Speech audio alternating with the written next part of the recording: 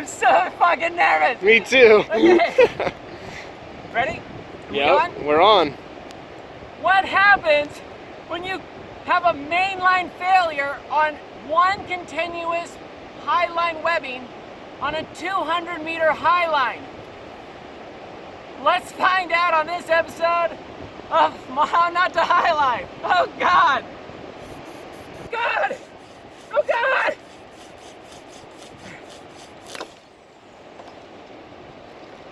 Whoa! Whoa, it almost hit the fucking ground!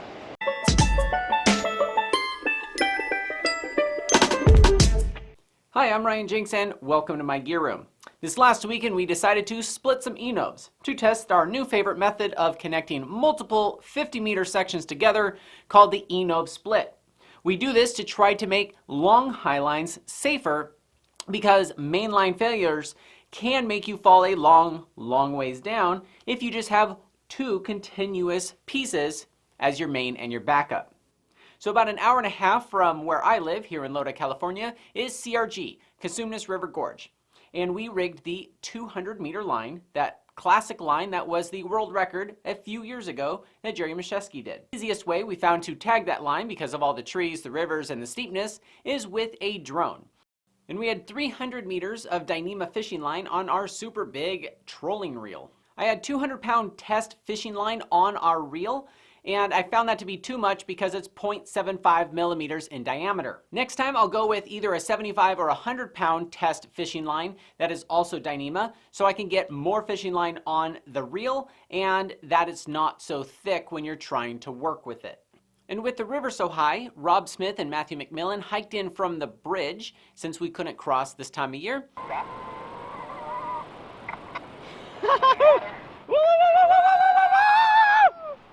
That is so stressful to fly a drone. There's no wind and our fishing line was like curved at a full side sag. And we had to keep it out of the trees because the trees here are pretty close to us here. But we're about to pull over the 6mm tagline.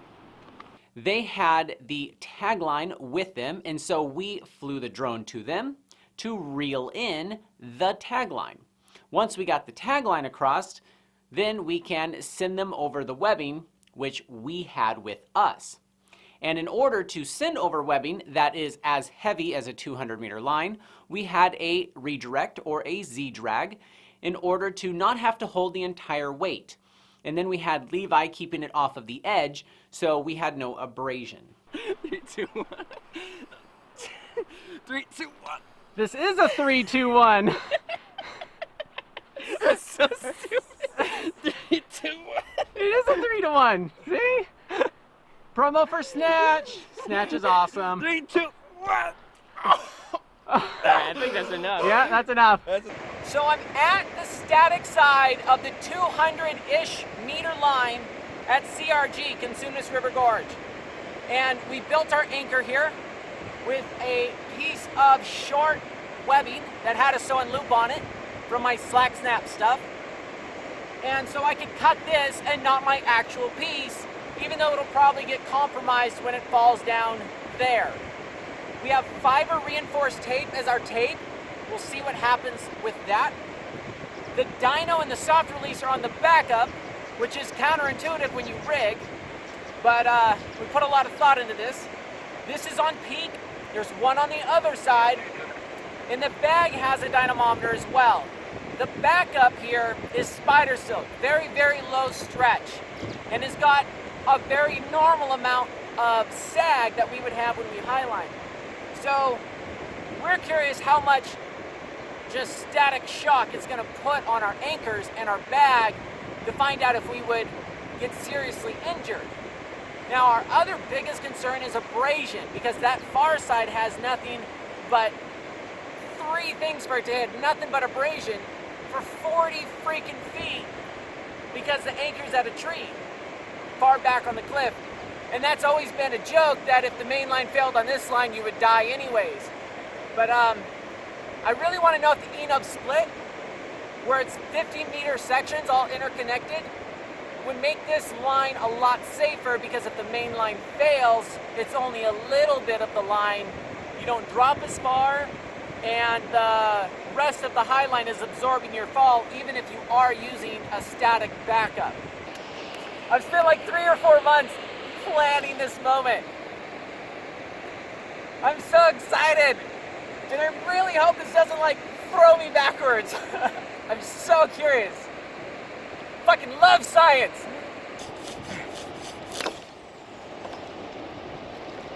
Whoa! Whoa, it almost hit the fucking ground!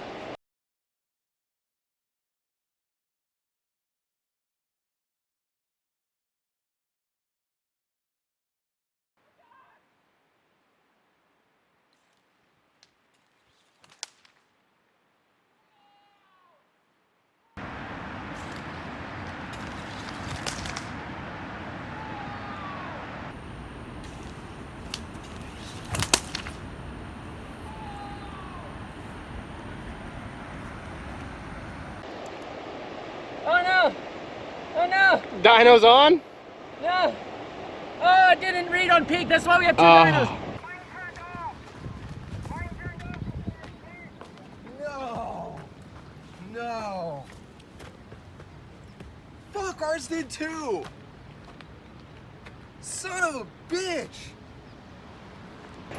Is the webbing rubbing the rock over there?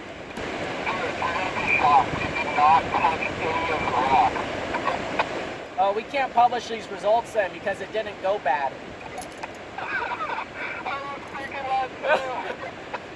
God damn it! This has been safe the whole time, and I thought I was a badass. It dropped 18 meters. What's that in English? Close to 60. Just your standard rope swing.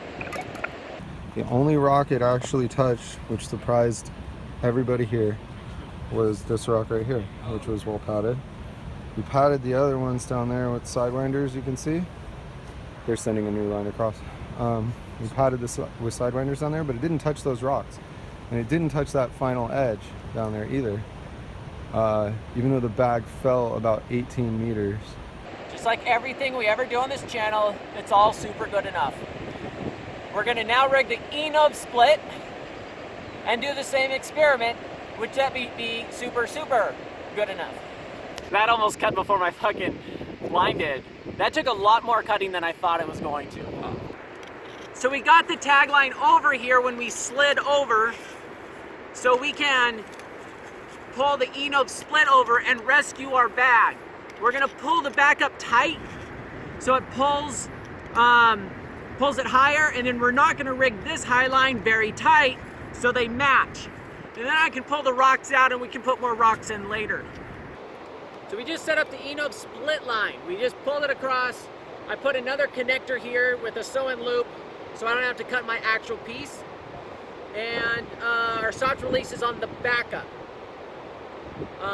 This dynamometer is embedded in here. I can't put it in this right now. But this, because only this section's gonna fail, I'm gonna put this rope as the backup because this will be the new main after we cut this.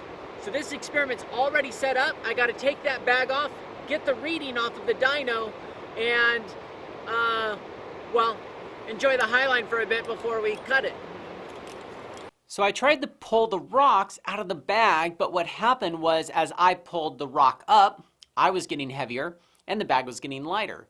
So I couldn't ever get my arm out of the bag, even if I could get a good grip on those big rocks. What I did is I had the loop put directly on the Kootenai carriage, and then I basically wound it up 2 times under the bag, and I pulled up, which is in that position when you're hanging a little bit easier to pull down with one hand and up with the other. And I got all the weight onto the Kootenai carriage onto the soft release. So now the weight was completely off the ring, and I was able to basically put my legs in the bag and pull it close to the anchor until they could throw me a rope and help assist me the rest of the way. Okay, so we're gonna cut the Inov Split line that we have rigged right now that Matt McMillan is sliding across. Since I learned I cannot pull rocks out of haul bags because it makes the bag lighter, therefore the bag keeps going up as I lift, we've already set our rescue system up before we cut the main line. This is gonna go a lot smoother because as soon as we're done, the Inov split will only allow it to fall, I'm estimating 10 to 15 feet. And then we'll just pull the bag back and de-rig. We'll have to measure to make sure the main is correct and the backup's correct. And then if that is, then it's the pink tube. And the stretchier webbings have to have longer backups. Yep, sounds good. We'll do that tonight. We'll do that tonight. Yeah, right. We're gonna fucking go to bed tonight. Yeah, that's what I was Oh, thinking. yeah, you're like, I call bullshit, man. man. No. From this spot is -6 meters. And we'll see how many meters it drops after he cuts it. Okay, we're at 2.56 kilonewtons standing tension on the Inov split line before we cut it. Hey guys, I just want to say, hanging out with Ryan is fucking fun.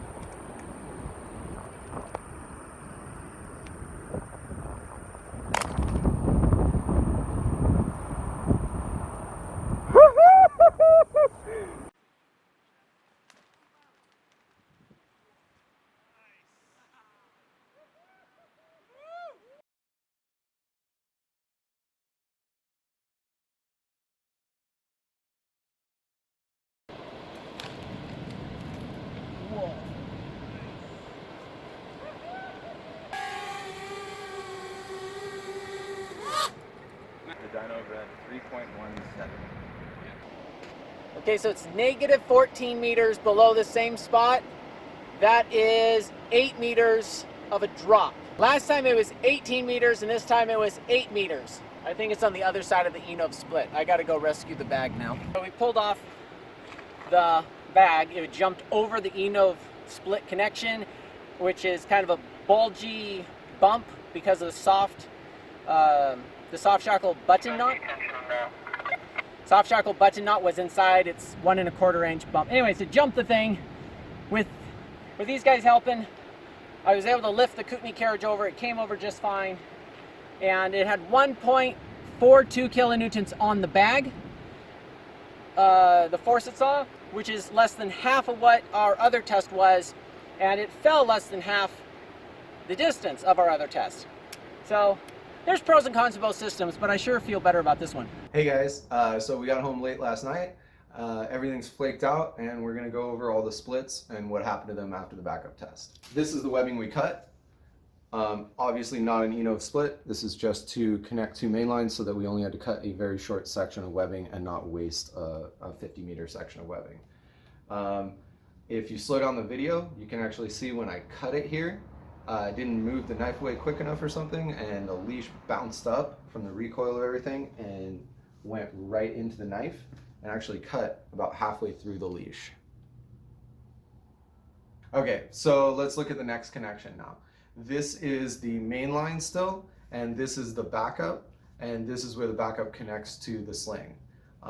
You can see that everything stayed in place there. The padding is on the padding. The tape really didn't move. Everything's good there. Just so you know, when Ryan has slack snapped this setup with the girth hitch, as long as they're both padded that way, they've come out to show pretty much full strength of those slings. So going on to the next connection, this is the main line, and this is where that backup sling I showed you meets the other connection. And what happened here, you can see, is the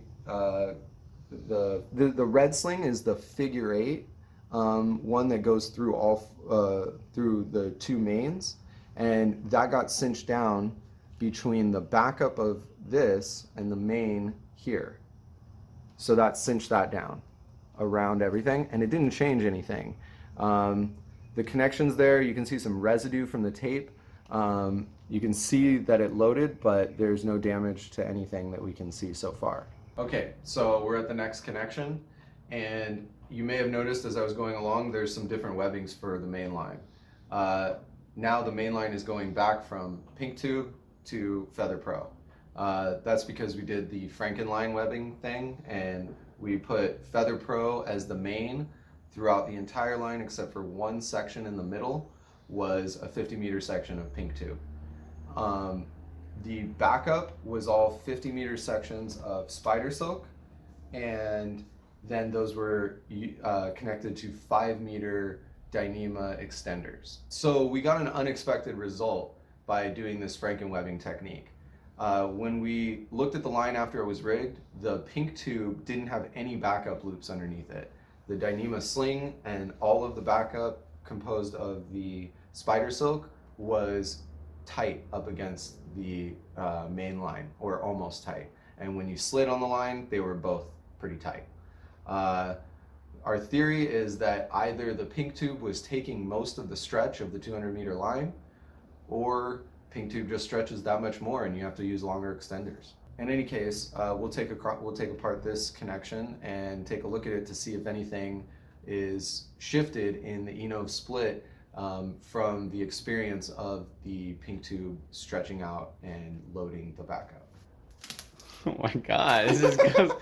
You haven't solved anything. It's still wrapped around it. I know, but I can at least show it in the video. I'll take care of that later. You're not supposed to show them that part. Everything on YouTube's supposed to look easier than it really is.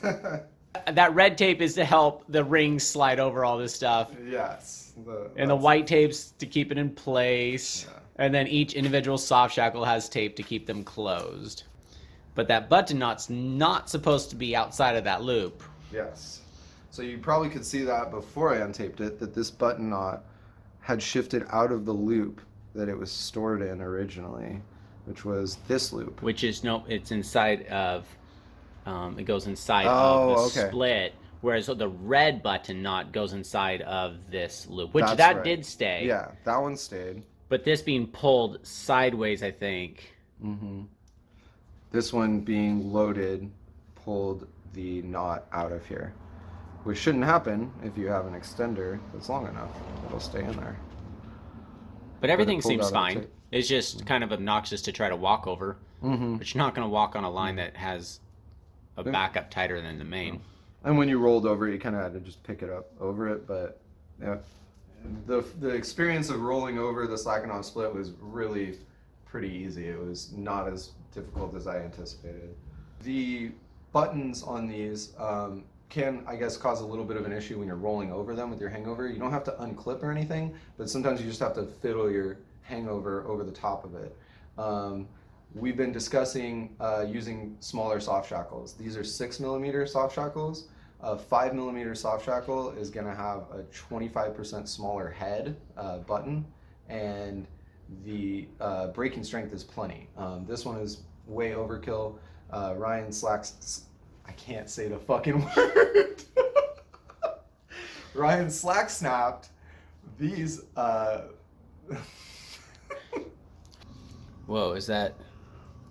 That's just the tape pulled off of itself funny. That's going to come off just fine. Yeah. But we taped it here to make sure it didn't open, and we taped it here in 2 different places to make sure it didn't open. So that's how we just, I mean, they're not jiggling, but people are concerned about that. And yeah. The tape didn't move. What happened was the other soft shackle rubbed against it. Cinched down on top of it. Yeah. And squeezed the, yeah. And then this AM steel on that AM steel doesn't really show any abrasion. So that feels... In fact, you don't see any abrasion on any of the soft shackles or on the sewn loops. Yeah, everything seems pretty good, especially, I mean, that was a full cut and everything. Do you get red on there? There's some red. Oh, there's some red dye, yes. But that happens when you just handle them. Yeah, I've noticed that on anchor points with soft shackles. You'll see the blue dye. Awesome. So yeah, that Slackline split turned out good. There you see the main and the back, or the main and the main, the backup and the backup.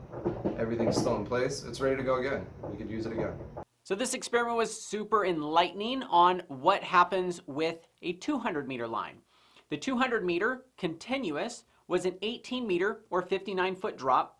The bag saw 2.5 kilonewtons, and the anchor we're estimating was 2.5 when it started, because it was the same as the Inov. And just from lots of experience with stuff, it definitely did not go above 4 or 5 kilonewtons, which is perfectly safe for the anchor. Now 2.5 kilonewtons on a bag that weighs 107 pounds or 48 kilograms would be a little bit higher if you were 160 pounds or even 200.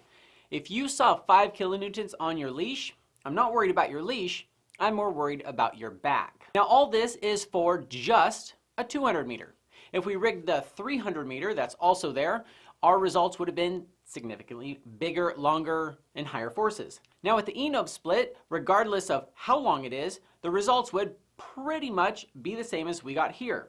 It was only an 8 meter drop, 26 feet, or 1.4 kilonewtons on the bag, and even doubled would not hurt you.